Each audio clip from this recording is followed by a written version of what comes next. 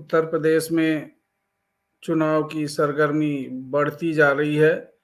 अब तीसरे चरण के चुनाव होने वाले हैं।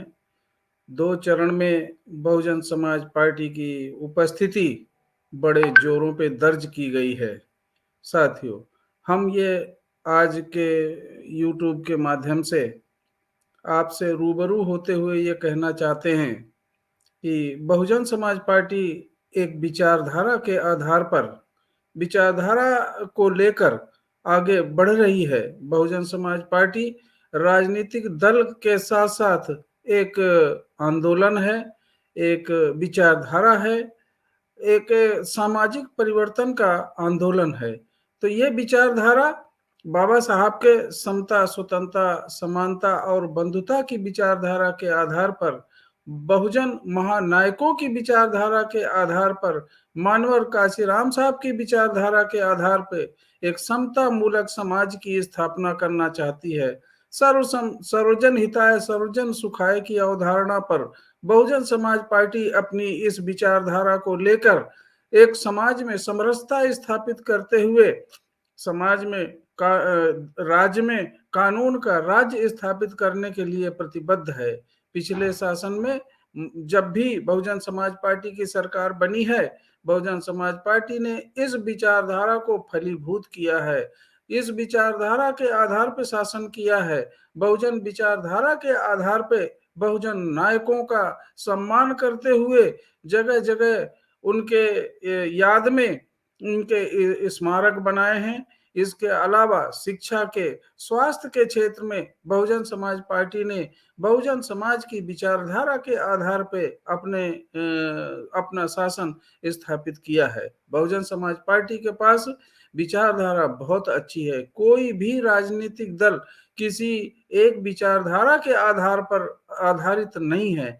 वे केवल सत्ता प्राप्त करना चाहते हैं। वे केवल एक समाज में अपना वर्चस्व स्थापित बनाए रखने के लिए केंद्र हो या राज्यों में अपनी सत्ता चाहते हैं। केवल सत्ता की ललक है उनमें।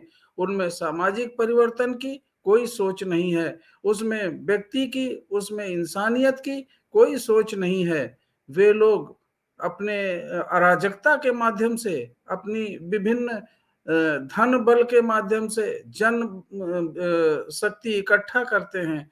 उनमें साम दाम दंड भेद की नीति के आधार पे वे रूलिंग पार्टी बनते हैं।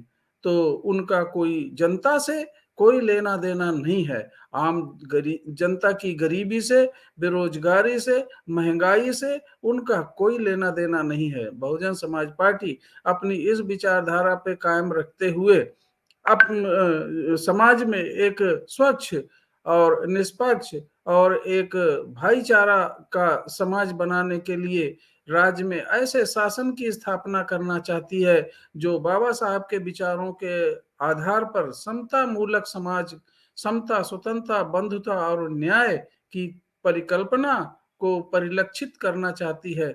बहुजन समाज पार्टी के पास विचारधारा बहुत अच्छी है, लेकिन रूल नहीं है, डंडा नहीं है। रूल, डंडा का मतलब रूल। रूल किसके पास होता है? रूलर। जो रूलर होता है, जो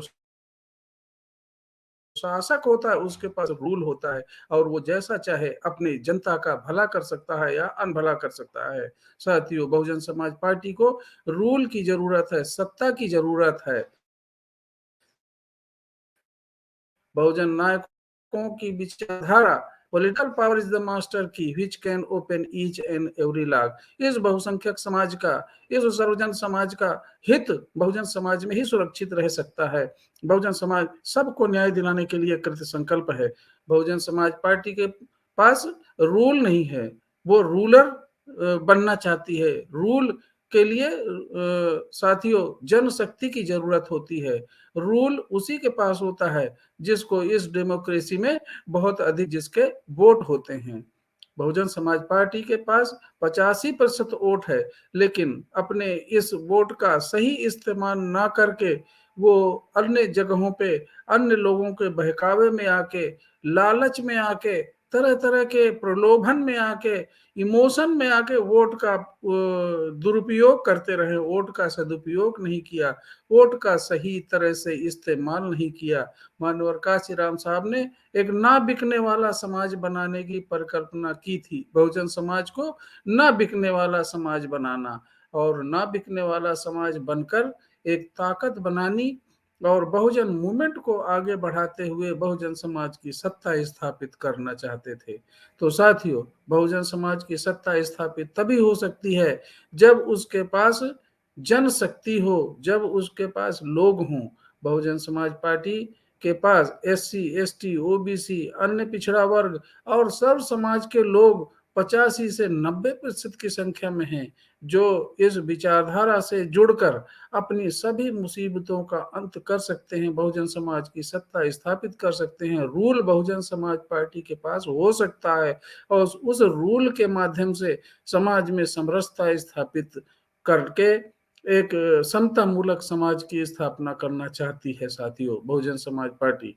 तो मेरा निवेदन है, मेरा करबद्ध प्रार्थना है सभी बुद्धिजीवी साथियों से, सभी नौजवानों से, सभी समाज के शिक्षित लोगों से कि एक सकारात्मक विचारधारा लेकर, एक सकारात्मक सोच लेकर बहुजन समाज पार्टी के प्रत्याशियों को हाथी के निशान पर बटन दबाकर बहन मायावती जी के हाथों को मजबूत करें। बहन मायावती जी अगर 5वीं बार मुख्यमंत्री बनती हैं तो इस प्रदेश में एक नया इतिहास लिखा जाएगा। प्रदेश में ही नहीं, आगामी भविष्य में पूरे केंद्र में भी एक नए इतिहास रचने की आवश्यकता महसूस हो रही है और ये निश्चित, यह परिवर्तन आप सब देखेंगे इसे। तो मेरा अनुरोध है, ये रूल तभी आ सकता है जब लोगों में एक चाहत पैदा हो, नीड पैदा हो लोगों के अंदर, और इसके आधार पे एक शक्ति बनेगी, स्ट्रेंथ बनेगी। यह स्ट्रेंथ परिवर्तन लाएगी, इससे परिवर्तन नजर आएगा, सामाजिक परिवर्तन नजर आएगा, व्यवस्था परिवर्तन नजर आएगा। साथियों, ये रूल में बड़ी ताकत है, इस राज सत्ता में बड़ी ताकत है।